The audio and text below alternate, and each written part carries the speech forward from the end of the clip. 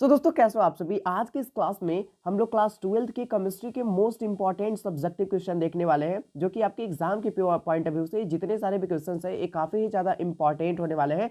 बहुत दिनों से वीडियो नहीं आ रही थी हमारे चैनल पे, ठीक है। और आप ये चीज जानते हो कि अगर कोई भैया क्रिएटर है तो उसके लाइफ में बहुत सारी प्रॉब्लम आती है, कोई टेक्निकल इशू से रिलेटेड, ठीक है, तो हेल्थ इशू से रिलेटेड तो कभी कभी हो जाती है वैसा, जिसके कारण वीडियो नहीं आ पाती है रेगुलर। लेकिन अब से रेगुलर आने वाली है, ठीक है। और मेरी तबीयत भी सही है और कोई ये प्रॉब्लम वगैरह भी नहीं आ रही, टेक्निकल इशू वगैरह, ठीक है, कोई नहीं आ रही। तो अब आप सभी को रेगुलर कंटेंट मिलने वाला है। तो प्लीज़ आप सभी फिर से हमारे चैनल को सब्सक्राइब करके बेल नोटिफिकेशन जरूर से आप ऑल पे सेलेक्ट कर देंगे, ताकि हमारी जो भी नए नए वीडियो है वो सबसे पहले आप तक पहुंच सके। अब डेली के 3 वीडियोस आने वाले हैं, ठीक है, डेली के 3 वीडियोस। चलो जी, हमारे पास पहला क्वेश्चन है कि तांबा के 2 अयस्क यानी कि कॉपर के आपको 2 अयस्क के नाम बताने हैं, ठीक है। और नाम के साथ साथ इसका सूत्र भी आपको बताने हैं। तो जैसे कि कॉपर का एक अयस्क आप ले सकते हो कॉपर पायराइट, ठीक है, कॉपर पायराइट ले लो, कॉपर पायराइट, ठीक है, कॉपर पायराइट, ठीक है। ये होता है तांबा का यानी कि कॉपर का मुख्य अयस्क होता है। इसका सूत्र की बात कर ली जाए तो CuFeS2, CuFeS2, CuFeS2। चलो जी, अब एक और बात कर रहा है, 2 लिखना है ना मेरे को, 2 अयस्क लिखने हैं। तो पहला हो गया कॉपर पायराइट, दूसरा आप लिख सकते हो दूसरा आप लिख सकते हो कॉपर ग्लांस, ठीक है, कॉपर ग्लांस, कॉपर ग्लांस, ठीक है। और कॉपर ग्लांस का सूत्र होता है CuS2, CuS2, ठीक है, CuS2, सॉरी Cu2S होता है, Cu2S होता है। चलो जी, तो 2 अयस्क पूछ रहा था तांबा का, मैंने बता दिया। चलो जी, अगला क्वेश्चन, फैराडे के विद्युत अपघटन का प्रथम नियम। जैसा कि आपको पता है कि विद्युत अपघटन से रिलेटेड फैराडे ने 2 नियम का प्रतिपादन किया था, ठीक है, 2 नियम का प्रतिपादन किया था। तो आइए उनमें से पहला नियम आपसे पूछ रहा है, ठीक है, पहला नियम आपसे पूछ रहा है। ये क्वेश्चन आपको 2 नंबर में देखने को मिलने वाला है। तो पहला नियम क्या होता है फैराडे का, आइए उसको समझते हैं। तो विद्युत अपघटन की प्रक्रिया में तो आपको पता होनी चाहिए कि भैया मान लो ये हमारा कोई विलेन है, ठीक है, ये हमारा कोई, मान लो हमारा विलेन है, ठीक है। और इस विलेन में हमारा गैल्वेनिक सेल है, समझ रहे हो चीजें ना। गैल्वेनिक सेल में हमको 2 इलेक्ट्रोड मिलते हैं, एनोड और कैथोड। ऑलराइट। तो विद्युत अपघटनी सेल, गैल्वेनिक सेल की मैं बात नहीं कर रहा, विद्युत अपघटनी सेल की बात कर रहा हूं।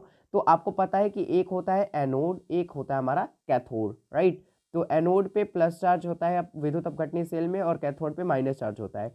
और आपको ये चीज भी पता है कि एनोड पे भैया ऑक्सीडेशन की क्रिया होती है, एनोड पे ऑक्सीडेशन की क्रिया होती है, लेकिन कैथोड पे रिडक्शन की क्रिया होती है, ठीक है। जब हम लोग इसमें विद्युत अपघट्य पदार्थ को लेके इसमें धारा प्रवाहित करते हैं, यानी कि जब विद्युत अपघटन की प्रक्रिया जो है वो कराते हैं, तो फैराडे जी ने कहा, ठीक है, फैराडे अंकल ने कहा कि ये जो इलेक्ट्रोड है इस पे पदार्थ की कुछ मात्रा जमा हो जाती है, ठीक है। यानी कि इस पदार्थ पे जब आप विद्युत अपघटन की प्रक्रिया कराओगे ना, तो इन जो इलेक्ट्रोड है ना, एनोड है, कैथोड है, तो इस पे पदार्थ की कुछ मात्रा जम जाती है। उस मात्रा को अगर मैं मान लूँ एम, ठीक है, एम, वो मात्रा को मान लो, अगर मैं एम एम मान सकते हो, डब्ल्यू भी मान सकते हो, कभी कभी डब्ल्यू भी माना जाता है, कोई दिक्कत नहीं है, आप एम मान लो, ठीक है। मैंने माना पदार्थ की मात्रा जो है जमी हुई एनो कैथोड एनो एवं एनोड पे, वो मैंने एम मान लिया, ठीक है। और ए समानुपाती होता है, जिसमें आप इतना आवेश दोगे ना, इसमें आप जितना आवेश दोगे उसके, यानी कि डायरेक्टली समानुपाती हो जाएगा क्यू के, यानी कि आवेश के।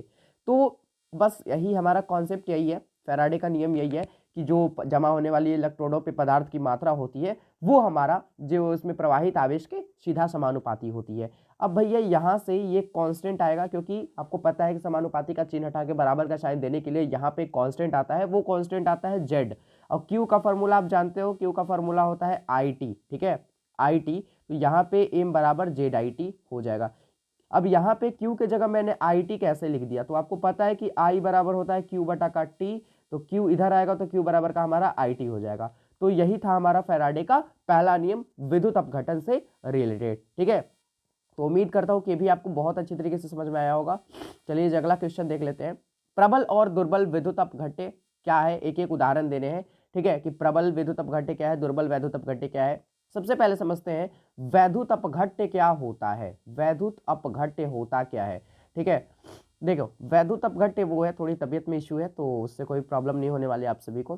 तो वैद्युत अपघट्य क्या होता है कि जिससे होकर, ठीक है, वैसा पदार्थ, ठीक है, और फिर वैसा वैद्युत, सॉरी वैसा पदार्थ, ठीक है, जिसका आप चाहे तो जलीय अवस्था ले लो यानी कि द्रवित अवस्था ले लो, या फिर मोल्टेन अवस्था ले लो, पिघला हुआ अवस्था ले लो, उससे होके धारा का प्रवाह हो जाएगा हमारा, उससे होके धारा का प्रवाह हो जाएगा, यानी कि वो क्या होते हैं, विद्युत के सुचालक होते हैं, वो हमारे विद्युत अपघट्य कहलाते हैं। और ये जो विद्युत अपघट्य है ये 2 पार्ट में बांटे गए हैं। पहला कि प्रबल विद्युत अपघट्य, ठीक है, यानी कि स्ट्रॉन्ग इलेक्ट्रोलाइट, ठीक है, स्ट्रॉन्ग इलेक्ट्रोलाइट, और एक होता है वीक इलेक्ट्रोलाइट यानी कि दुर्बल विद्युत अपघट्य, ठीक है। तो इन दोनों को सबसे पहले इन दोनों का डिफाइनेशन पूछ रहा है और एक एक उदाहरण पूछ रहा है, तो आइए हम लोग समझते हैं। देखो, वैद्युत अपघट्य का मतलब तो आप समझ गए, वैद्युत अपघट्य का मतलब यानी कि इलेक्ट्रोलाइट का मतलब तो आप समझ गए, सिंपल, कि जिससे होके धारा का प्रवाह होगा, ठीक है, जिससे होके धारा का प्रवाह होगा, हमारा वैद्युत अपघट्य कहलाएगा। ओके जी। तो वैद्युत अपघट्य ये आपको बांटे गए हैं दो पार्ट में, एक स्ट्रॉन्ग और एक वीक, ठीक है, स्ट्रॉन्ग इलेक्ट्रोलाइट, वीक इलेक्ट्रोलाइट। तो स्ट्रॉन्ग इलेक्ट्रोलाइट क्या होता है, जिससे देखो देखो मैं बता रहा हूं, स्ट्रॉन्ग इलेक्ट्रोलाइट में क्या होगा, अगर आप उसमें धारा का प्रवाह कराओगे तो यह 100% आयनीकृत हो जाता है, 100% आयनीकृत हो जाता है। कौन, जो प्रबल विद्युत अपघट्य है ना, ये 100% आयनीकृत हो जाएगा, यानी कि 100% टूट जाएगा। आपके जो भी उसके धन आयन है, जो भी इसके ऋण आयन है, वो अपने आयनों में विभक्त हो जाएगा, वो अपने आयनों में टूट जाएगा। जैसे कि यहाँ पे एग्जांपल के तौर पे आप ले सकते हो NaCl, यानी कि प्लस माइनस, ठीक है, ये क्या हो गया, ये 100% आयनीकृत हो जाएगा, यानी कि प्रबल विद्युत अपघट्य यानी कि स्ट्रॉन्ग इलेक्ट्रोलाइट का ही हमारा एग्जाम्पल हो गया, ठीक है। अब दुर्बल वैद्युत अपघट्य तो आप समझ गए कि दुर्बल वैद्युत अपघट्य आप इसका आइडिया लगा सकते हो कि इसमें क्या होगा, यह 100% आयनीकृत नहीं होगा, या कुछ मात्रा में यानी कि थोड़ी सी मात्रा में आयनीकृत होगा। अब इसके एग्जाम्पल के लिए यानी कि वीक इलेक्ट्रोलाइट के एग्जाम्पल में आप ले सकते हो CH3COOH, ठीक है, एसिटिक एसिड, CH3COOH, ठीक है, यानी कि एसिटिक एसिड, जो कि आपका सिलिका में पाया जाता है, ये चीज भी आप याद रखना, जो कि आपका सिलिका में पाया जाता है। तो तीसरा क्वेश्चन भी क्लियर हो गया आप सभी का। अगला क्वेश्चन है कि लवण सेतु क्या है, और जो लवण सेतु होता है यह एक ऐसा डिवाइस होता है, यह एक ऐसा डिवाइस होता है, एक ऐसा सिस्टम होता है जिसका यूज हम लोग विद्युत रसायन सेल यानी कि गैल्वेनिक सेल में करते हैं, ठीक है, गैल्वेनिक सेल में करते हैं। तो गैल्वेनिक सेल में एक यू आकार की एक नली होती है, क्या होती है, यू आकार की, सॉरी एक मिनट रुकना, एक मिनट, सॉरी मैं कर दूं सही, चलो जी। तो मैं क्या बोल रहा था कि गैल्वेनिक सेल में इसका यूज होता है, यानी कि जो लवण सेतु है हमारे पास, ठीक है, ये जो लवण सेतु का कंस्ट्रक्शन है ना जी, ये जो हमारा जो इसका स्ट्रक्चर है, इसका यूज हम लोग कहाँ करते हैं, तो हम लोग इसका यूज गैल्वेनिक सेल में करते हैं। ओके, अब गैल्वेनिक सेल में यू आकार की एक नली होती है, क्या होती है भैया, यू आकार की एक नली होती है, वही आपका लवण सेतु कहलाता है, ठीक है। यू आकार की एक नली होती है, इसमें भैया आपके मिले होते हैं जिलेटीन, क्या मिले होते हैं, जिलेटीन, और जिलेटीन के साथ अक्रिय विद्युत अपघट्य, अक्रिय विद्युत अपघट्य पदार्थ मिले होते हैं, अक्रिय विद्युत अपघट्य, ठीक है। तो यहाँ से चीजें समझ गए आप कि लवण सेतु क्या होता है, तो गैल्वेनिक सेल में यू आकार की एक नली होती है जिसमें जिलेटिन तथा अक्रिय विद्युत अपघट्य पदार्थ मिले होते हैं, हमारा लवण सेतु कहलाता है। कभी कभी लवण सेतु के कार्य भी पूछ देता है, तो याद रखना। तो लवण सेतु यानी कि साल्ट ब्रिज तो हम लोग क्या करते हैं, दो विलयनों के बीच में लगाते हैं, साल्ट ब्रिज को हम लोग क्या करते हैं, दो विलयनों के बीच में लगाते हैं। और ये क्या करता है, इसके कार्य भी समझ लो, कार्य तो ऐसे पूछा नहीं है बेसिकली, फिर भी आप इसे समझ लो, ठीक है। यह दो विलयनों के बीच इसलिए लगाया जाता है ताकि ये दोनों विलयन आपस में मिश्रण ना हो पाए, यानी कि ये दोनों विलयन को मिश्रित नहीं होने देता है, पहला कार्य। और दूसरा कि ये दोनों विलयनों के बीच क्या करता है, विद्युत संपर्क, ठीक है, यानी कि इलेक्ट्रिक कॉन्टेक्ट बनाए रखता है, ठीक है।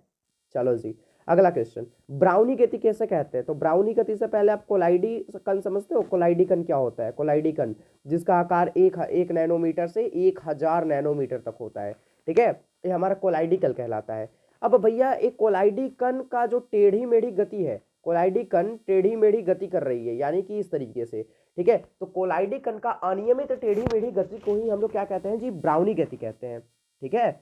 चलो जी, अगला क्वेश्चन, भौतिक अधिशोषण रासायनिक अधिशोषण के मुख्य अंतर क्या है, मैं आपको HW के तौर पे दे रहा हूँ, इसे आपको नोट करके, ठीक है, इसे आपको क्या करना होगा, इसे आपको अपने कॉपी पे बनाना होगा, फिर मेरे व्हाट्सअप नंबर 9162530448 पे आपको सेंड कर देना होगा, ठीक है। इसे बनाने के बाद आप मेरे इस नंबर पे सेंड कर दोगे, ऑलराइट। और मैं आपको एक चीज़ बता दूं, इस नंबर पे आप जैसे ही सेंड करोगे, आज के इस क्लास का या फिर पिछले कई सारे भी क्लासेस का PDF मैं आपको बिल्कुल फ्री में दे दूंगा, वैसे भी मैं फ्री में ही देता हूं, ठीक है। मिलते हैं जल्दी के नेक्स्ट वीडियो में, तब तक के लिए आप सभी को जय Hind, Vande Mataram, thank you so much.